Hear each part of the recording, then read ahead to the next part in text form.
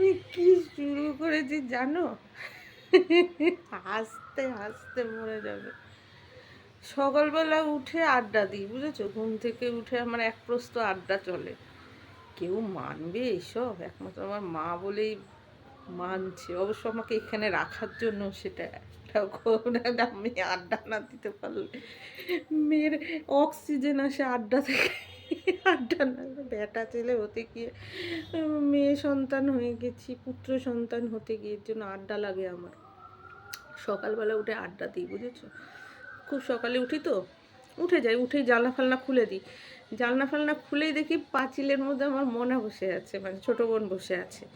তারপরে বাইরে বেরোই, উমা, বাইরে বেরিয়ে ঠিক কাউকে না কাউকে পেয়ে যাচ্ছি যেন আড্ডা দেওয়ার একটা লোক। আরও হুড়ুম দুরুম করে গেঞ্জি প্যান্ট পরে ঘুরতে থাকে, ওই করতে থাকে, মানে হাঁটতে থাকে শরীর ভালো রাখার জন্য। আমার হাঁটা, আমি তো পারলে 3 মাথার মোড়ে একটা টুল নিয়ে বসে যদি আরও আড্ডা দেওয়া যায় ভালো হয়। তো আমি বাড়ির পাঁচিলেই দাঁড়াই, ওখানে দাঁড়াই। আর আমার মতোই নিশ্চয়ই আজাইরা দরবেশ আছে পৃথিবীতে, নাহলে তা আমি পাই কী করে আড্ডা মারার লোক? নিশ্চয়ই তো আমি কেউ একা আড্ডা দেয় না, ঠিক গল্পের লোক পেয়ে যাই। সেও নিশ্চয়ই সকালবেলা উঠে হাই তুলতে তুলতে বেরোয়, দেখি যদি ওর মতো আজাইরা দরবেশ কাকে পাওয়া যায় কিনা। তারপরে রতন ঠিক চিনে নিই, আমি ওকে চিনি নি, ও আমাকে চিনে নেয় যে পাইছি। ব্যাস দাঁড়িয়ে দাঁড়িয়ে সেও হাতে একটা প্লাস্টিক নিয়েছে, হয়তো ফুল কুড়াবে, ফুল কুড়ানো বাদ দিয়ে পাইতে দাঁড়ায় গেছে। মানুষ সকালবেলা আরও সুগার প্রেশার কি আরও যত রোগ টোগ আছে যাদের, তারা সেই সব কমানোর জন্য দৌড়ে বেড়াচ্ছে। আমরা তার দ্বারা অনুপ্রাণিত হই না। যেদিন সুগার প্রেশার হবে আমরা একদম ফেটে ফুটে ফটাস হয়ে যাব, ব্যাস। কিন্তু তাও দৌড়াবো না, জীবনকে সুগার প্রেশার এসব হবে সেদিন একবারে ফটাস হয়ে যাব, হয়ে গেল। তাও কিছুতেই সে করবো না, মানে ব্যায়াম ট্যায়ামের ধার দিয়ে নেই, আর হাঁটা চলার মধ্যে নেই। মানুষ কত কষ্ট করছে আর আমরা কি করে বেড়াচ্ছি। দেখো কী সব একটা এসছে মুন্ডু মাথা।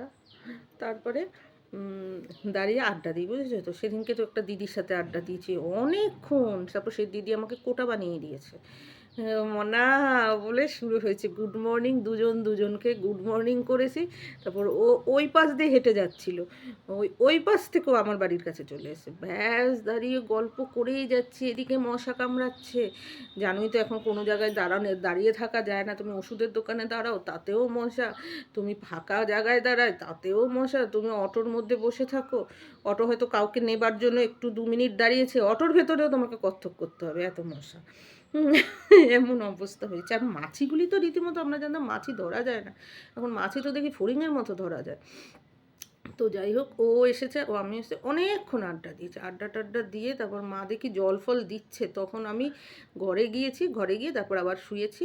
মা বলে একটু খেয়ে এসো, একদম ফাঁকা পেটে শুবি না। হ্যাঁ, মা কিছু বলে না, আড্ডা দিলে জানোই মেয়েটাকে এখানে রাখতে হবে। তো আড্ডা ফাড্ডা বন্ধ করে দিলে আমি কোন দিন টাটা বাই বাই হয়ে যাবো। হ্যাঁ, তারপরে এমনিতেই আমার এখানে ভালো লাগে না। তারপরে এইসব উৎসব অনুষ্ঠান হয় বলেই একটু ভালো লাগে, আর এই যে গল্প করতে পারি বলে। নাহলে কোন দিন বেশি রেস্ট্রিকশান হলে বেরিয়ে যাব, মানে যদি দেখি বেশি নেতানো জায়গা হয়ে গেছে বেরিয়ে যাবো। নেতানো হলেই আমি বেরিয়ে যাব। আর চাঙ্গা জায়গা হলে আমি থাকবো, চাঙ্গা আছে আমি থাকছি, পরিষ্কার কথা। নেতাবে আমি বেরিয়ে যাব, ভালো লাগে না আমার পানসে জিনিস, আমার একটুও পছন্দ না।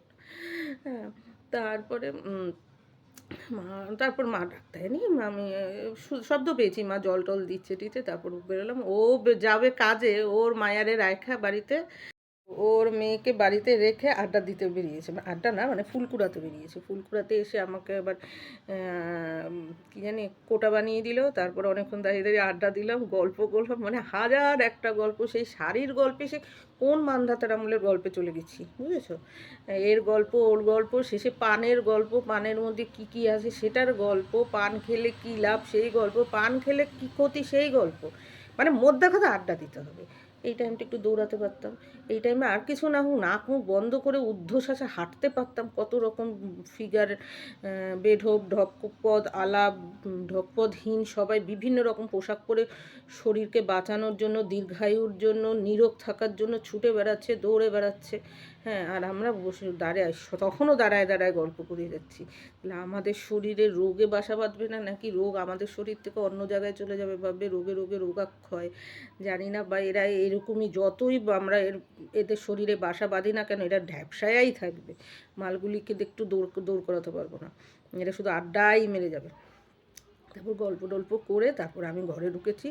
উনিও ওনার বাড়িতে গেছে, যখন টুয়ার মধ্যে মানে টাকের মধ্যে অনেকটা রোদ পড়েছে, গরমকাল তো অনেকটা রোদ পড়েছে, আর থাকতে পারছি না, তারপরে বাড়ি গেছি, যে যার ঘরে ফিরেছে। আমি তো আমার ঘরে ফিরে এসে, ওর বাড়িও কাছে, টুক করে চলে গেছে, শোনা যাই টাক একদম গরম করেছে।